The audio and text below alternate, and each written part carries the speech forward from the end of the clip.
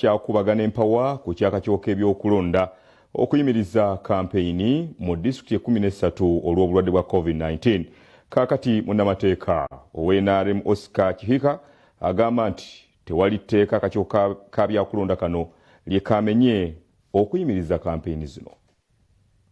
N'okutuusa kati bannabyabufuzi bakyasobedde olw'ebiragiro bya ssentebe w'akakiiko k'ebyokulonda omulamuzi Simon Byabakama eby'okuyimiriza enkuŋŋaana mu disitulikiti 13 ezaamutegeezeddwa abakugu b'ebyobulamu nti mwe musinga obulwadde bwa COVID-19. Munnamateeka w'ekibiina kya NRM Oscar Kihika ategeeza nti akakiiko k'ebyokulonda tekalina tteeka yadde erimu lye kamenye okuyimiriza kampeyini mu disitulikiti 13. Ngaloya nze ndowooza nti electoral commission kyekoze kiri mu mateeka.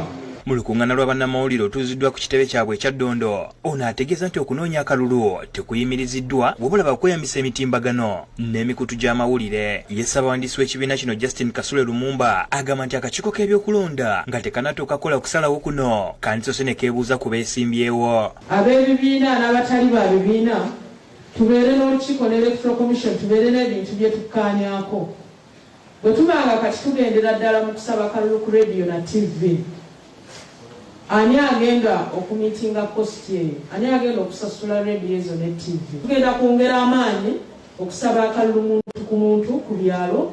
Omu ku bano ye yeesimbyewo ku bwa pulezidenti Lieutenant General Tumukunde. Nayogera nnyo nga ngamba nti kirungi tukansolinga obululu buno tusobole okufuna obudde tulowooze bulungi ku bulwadde bwa COVID.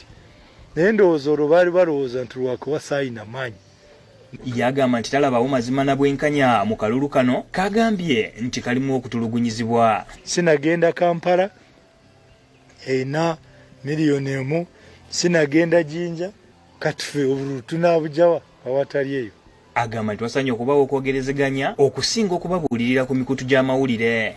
Lwakuba nze ndaba ebintu bijingirira nnyo, kijja kukkiriza nti ekinaavaamu nze nga sigenze Wakiso, sigenze Kampala. Tumukunde agamba nti kati akalulu kano tekalina njawulo n'ako akaliwo mu DR Congo. Abagamba nti awalina olutalo ne bawaleka ne bagamba balamukube, bwe kyaggwa ne bagamba nti awasigaddeyo tewakyakyusa ku result y'akalulu. We can imagine. Tulaba abantu bangi mu programs ez'enjawulo, baza kuziika, obaza amasanyu, obaza mirimu, ng'abantu bangi nnyo abalimu.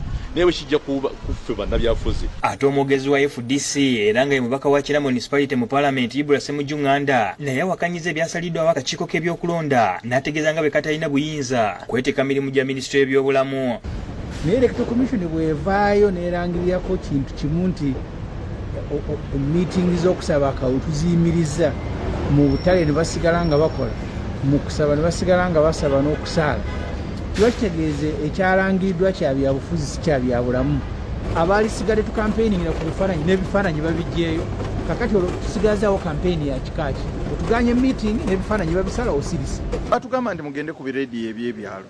Naye gavumenti kinajjukirwa bulungi nnyo nti ng'eyita mu UCC yalagira mangu baggala ebizindalo by'oku byalo. Kakati embeera gye tubadde tusazeewo okutambuza b'emmotoka nga tetukubye enkuŋŋaana, meseji yaffe esigale ng'ekyatambula. Naye n'ekyo nakyo bwe kibanga kati olwaleero kigaaniddwa. Kati kikalulu ki ke tugenda okukola? Bameka bagenda okusobola obulango ku radios ne ku TVs. Bangi nnyo tebajja kubisobola. Amakyaki abantu 2 emikolo n'ebirala bwe bitunga bagenda bagulawo. Kakati bw'ogamba nti ebyokulonda byokka bipimiriza awabeerawo question mark ennene. Moses Ategeka yeegwanyiza okukiikira bannakira mu Palamenti tayawukanye ne banne mu ndowooza.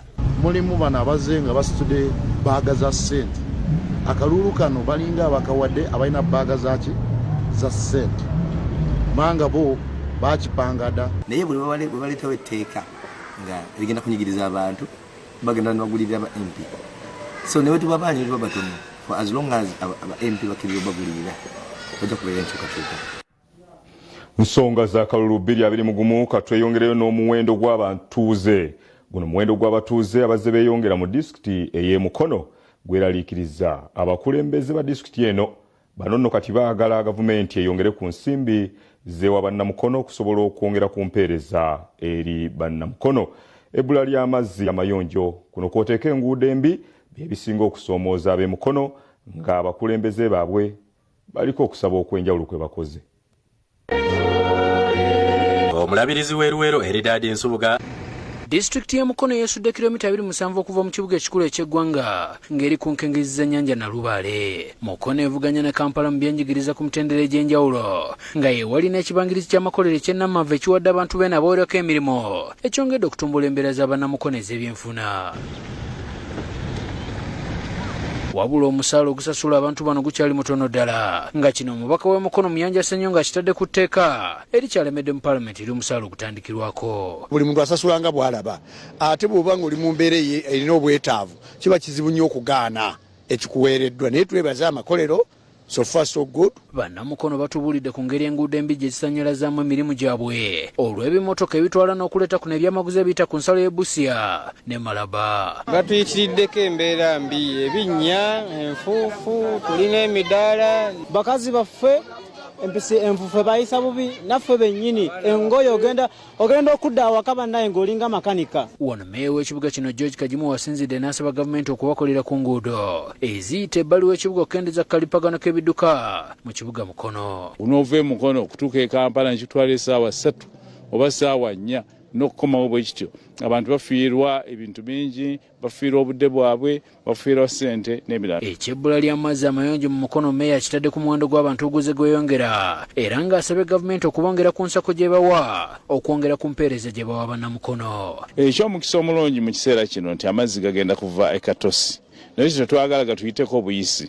Twagala amazzi ago abantu b'e Mukono bagafunemu. Entambula y'oku mazzi naddala ku bizinga by'ekkoome naye eziŋŋamizza empeereza ku bizinga ebirango omubaka ayagala gavumenti esizeewo abantu abo ekidyeri ekisobola okubasomosa. Kuba kati Buvuma yafunye Namayingo yafunye kale ekisoomooza ekyama kisigadde ku kkoome nga ye watasobola genda minisita kuba emmotoka tezirina we naagendera. Baabavubuka abakolera mu Mukono baagala gavumenti ebakwatireko n'ensimbi ez'okwekulakulanya olw'omuggalo gwe bagamba nti gusannyalaza emirimu mwe baali bajja akasimbi akaali kababeezaawo. Abavubuka tutuse ku extent nga tetusobola bawanirira nga tusobola basasula ate nga wadde bazze kuyiga naye tulina obbafunirayo atisika ekyokulya nga transport ng'oyo. Ekkubo lino ery'ebukeerere eridde Kayungali erimu ku makubo abakulembeze b'e Mukono ge batugambye nti singa liba likoleddwa lisobola okukendeeza kalipagano k'ebidduka akabeerawo ku luguudo ono olw'e Mukono ne tusobola okuyamba ebyentambula okuba nga bigenda bulungi mu kitundu kino. Ndi Julius Kafuluma ne Deo Kyaligonza ku lwa Bukedde TV.